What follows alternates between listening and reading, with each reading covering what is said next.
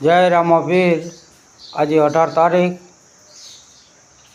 કે રામાપીરનો પાઠ પૂરાય છે। આ બીજનો પાઠ પરાગજીભાઈ અમારે અત્યારે દીવા ધૂપ કરે છે, એ પાઠ વધાવે છે। તો સૌ બધા ભાઈઓ રામાપીરના પાઠના દર્શન કરો। જય રામાપીર।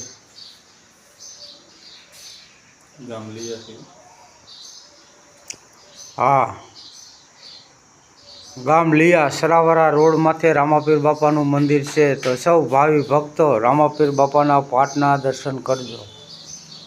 બોલો રામાપીરની જય।